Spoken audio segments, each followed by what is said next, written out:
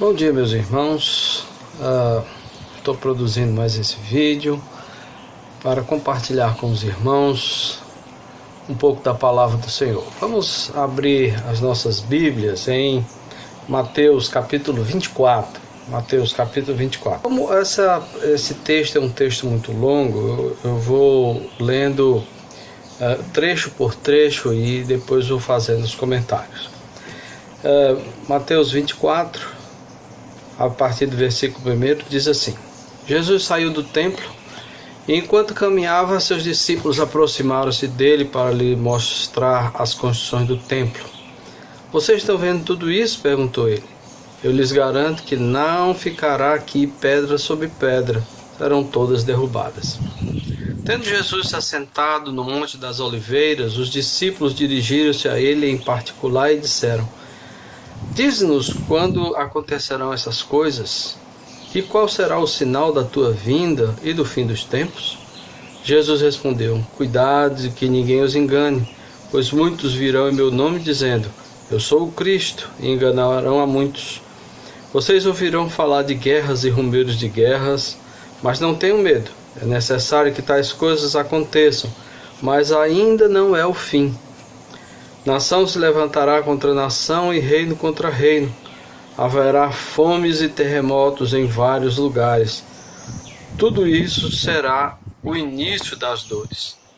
Então eles os entregarão para serem perseguidos e condenados à morte, e vocês serão odiados por todas as nações por minha causa. Naquele tempo, muitos ficarão escandalizados, trairão e odiarão uns aos outros, e numerosos falsos profetas surgirão e enganarão a muitos. Devido ao aumento da maldade, o amor de muitos esfriará, mas aquele que perseverar até o fim será salvo.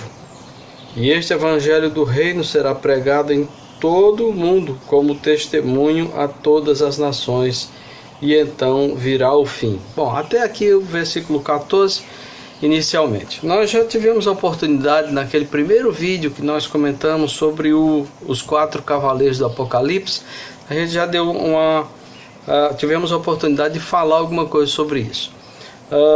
Jesus vai responder a 2 perguntas dos discípulos: quando acontecerão essas coisas e qual será o sinal da tua vinda do fim dos tempos? Então, a primeira pergunta refere-se à destruição do templo. Quando ocorre a destruição do templo? A destruição do templo aconteceu no ano 70. A destruição do templo de Jerusalém ocorreu no ano 70, durante o reinado do imperador Vespasiano. Quem destruiu o templo foi o general Tito, que posteriormente sucedeu a Vespasiano como imperador. Mas Tito ainda era o general que estava reprimindo uma revolta judaica. E é justamente isso. Ele vai responder 2 perguntas. Ele começa falando sobre a sua vinda. Depois ele vai falar sobre a queda de Jerusalém e a destruição do templo. Então ele primeiro fala que entre a primeira e a segunda vinda de Cristo, o que é que vai acontecer?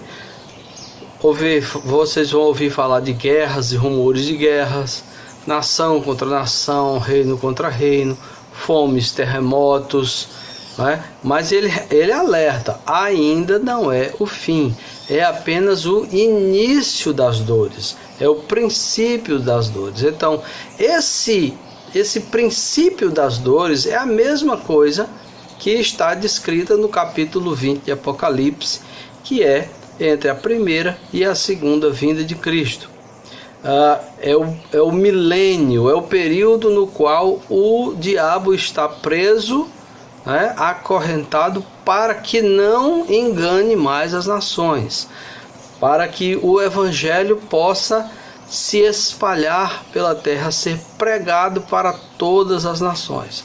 Tanto é que ele diz aqui no versículo 14: E este evangelho do reino será pregado em todo o mundo como testemunho a todas as nações, e então virá o fim. o fim, ou seja, a segunda vinda, para que ela ocorra, precisa primeiro que a todas as nações seja pregado o Evangelho. Então, o sinal da vinda de Cristo, como muitos ficam procurando definir hora, data, não sei o que, não é porque se Israel voltou a ser uma nação em 1948, se Jerusalém vai voltar a ser a capital de Israel, nada disso.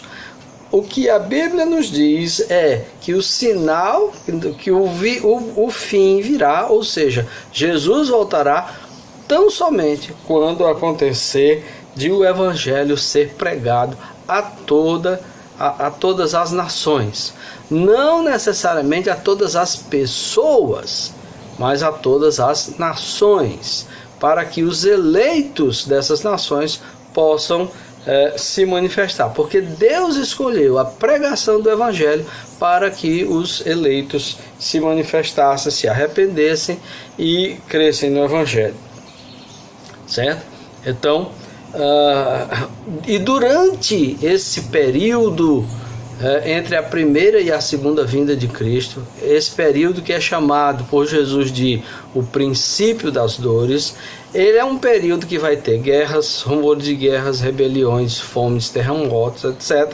E vai também haver a pregação do Evangelho e vai haver perseguição à igreja. A igreja sempre foi perseguida, se nós olharmos em termos globais. Nunca houve um tempo em que a igreja não sofreu perseguição.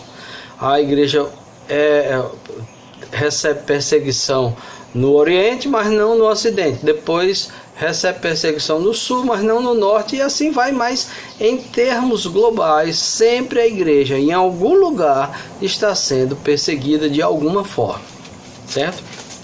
E isso Jesus já previu. Essa é a razão pela qual, durante a grande tribulação, ao contrário do que muitos pensam, a igreja vai sim passar pela grande tribulação. E nós vamos ver isso aqui dito por Jesus no seu aqui nesse trecho. Depois Jesus vai falar sobre a queda de Jerusalém. A queda de Jerusalém, que foi uma das perguntas deles sobre a destruição do templo. Versículo 15. Assim, quando vocês virem o sacrilégio terrível, do qual falou o profeta Daniel no lugar santo, quem lê entenda, então os que estiverem na Judéia fujam para os montes. Quem estiver no telhado da sua casa, não desça para tirar dela coisa alguma. Quem estiver no campo, não volte para pegar o seu manto. Como serão terríveis aqueles dias para as grávidas e para as que estiverem amamentando. Orem para que a fuga de vocês não aconteça no inverno nem no sábado. Então, até aqui o versículo 20. Até o versículo 20 ele fala sobre a queda de Jerusalém no ano 70. E aí ele lembra que ele vai dizer lá na frente, não vai passar nessa geração sem que essas coisas aconteçam, sem que Jerusalém seja destruída. Ele aqui está falando por volta do ano 30, 33, né? E então a queda de Jerusalém se dá no ano 70, em torno de 40 anos depois. Então, quer dizer, muitos deles ainda estavam vivos quando Jerusalém foi destruída. Então, essa aqui então a parte da queda de Jerusalém. Aí depois de falar sobre a queda de Jerusalém, Jesus então passa a falar da grande tribulação que vai acontecer no final desse período chamado de o princípio das dores. E isso ele vai falar a partir do versículo 21. Porque haverá então grande tribulação como nunca houve desde o princípio do mundo até agora, nem jamais haverá. Se aqueles dias não fossem abreviados, ninguém sobreviveria, mas por causa dos eleitos, aqueles dias serão abreviados. Se então alguém lhes disser, vejam, aqui está o Cristo, ou ali está ele, não acreditem, pois aparecerão falsos cristos e falsos profetas, que realizarão grandes milagres e maravilhas para, se possível, enganar até os eleitos. Vejam que eu os avisei antecipadamente.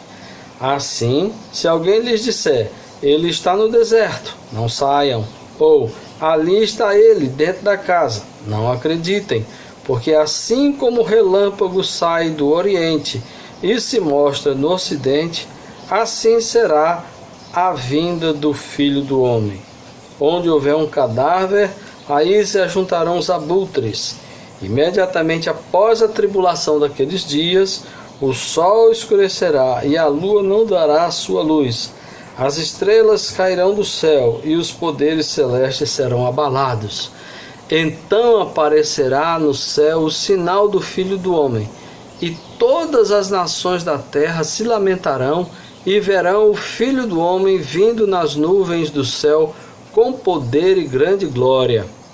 E ele enviará os seus anjos com grande som de trombeta, e estes reunirão seus eleitos dos quatro ventos, de uma a outra extremidade dos céus. Vejam, irmãos.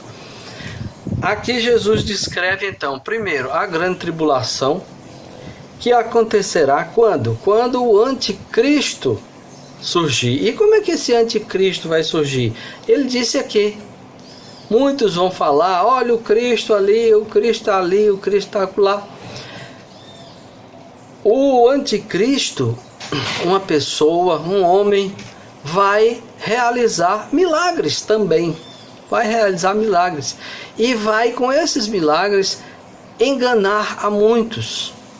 E vai promover uma grande tribulação contra a igreja.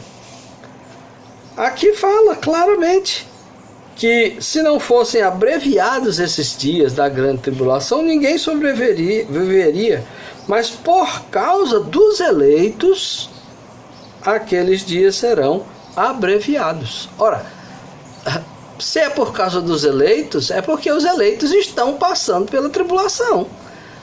Ao contrário do que dizem alguns, que vai haver um arrebatamento secreto e a igreja não vai passar pela grande tribulação, vai estar lá no céu, participando das bodas do Cordeiro. Então, por que o texto fala sobre, por causa dos eleitos, os dias vão ser abreviados? Não tem sentido dentro dessa perspectiva. Então, a única interpretação que tem sentido desse texto é: a igreja vai passar pela grande tribulação. Agora, essa grande tribulação será abreviada por causa dos eleitos. Por causa dos eleitos. E então, quando ao final dessa grande tribulação, Jesus volta. Jesus volta. Porque assim como o relâmpago sai do Oriente e se mostra no Ocidente, assim será a vinda do Filho do Homem. O sol escurecerá, a lua não dará sua luz, as estrelas cairão do céu, os poderes celestes serão abalados, e então aparecerá no céu o sinal do Filho do Homem, e todas as nações da terra se lamentarão, e verão o Filho do Homem vindo nas nuvens com poder e grande glória. E ele enviará os seus anjos com grande som de trombeta, e esses reunirão seus eleitos dos quatro ventos, de uma a outra extremidade do céu.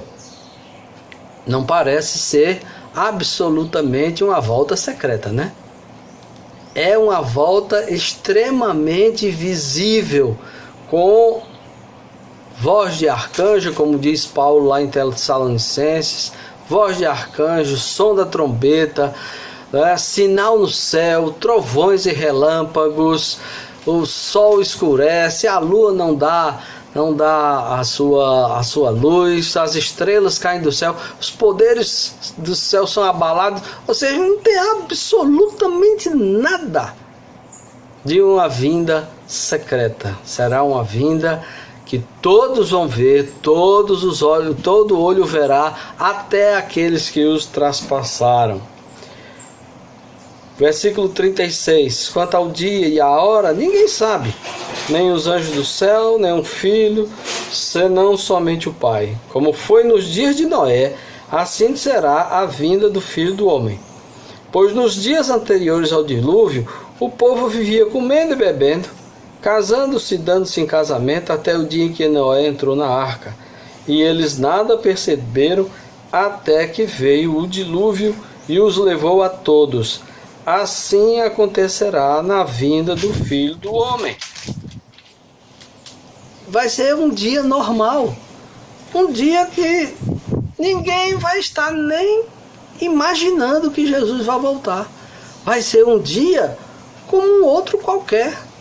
As pessoas estarão trabalhando, as pessoas estarão comendo, as pessoas estarão indo a festas, tudo normal. E de repente tudo é transtornado por esse grande cataclismo, por esse grande evento cósmico que será a vinda do Senhor Jesus Cristo, um dia que ninguém está esperando. É por isso que Jesus alerta que nós devemos estar vigilantes, nós devemos estar atentos. Aí então, por causa dessa necessidade de estarmos atentos, de estarmos sempre esperando que Jesus volte, porque nós não sabemos quando vai terminar o tempo, quando o último eleito vai se converter. Porque o fim vai ser determinado quando o evangelho for pregado a todas as nações e o último eleito se converta. É por isso que nós não sabemos a data. Ou quem será o último eleito? Ninguém sabe. Onde? Ninguém sabe. Pode ser aqui, pode ser na África, pode ser na Rússia, pode ser na China, pode ser no Japão, ninguém sabe. Mas quando acontecer isso, então Jesus virá. É por isso que ele faz tantas parábolas acerca da necessidade de estar atento, não é? Ele diz no versículo 42, portanto vigiem, porque vocês não sabem em que dia virá o seu Senhor. Mas entendam isso, se o dono da casa soubesse a que hora da noite o ladrão viria, ele ficaria de guarda e não deixaria que a sua casa fosse arrombada. Assim vocês também precisam estar preparados, porque o Filho do Homem virá numa hora em que vocês menos esperam. E aí ele conta várias parábolas sobre a necessidade de estar vigilantes. Ele fala a parábola do servo negligente. Depois ele fala sobre a parábola das 10 virgens. Fala sobre a parábola dos talentos, né? Tudo isso reforçando a necessidade de estarmos atentos e vigilantes acerca da segunda vinda, acerca da vinda do Senhor.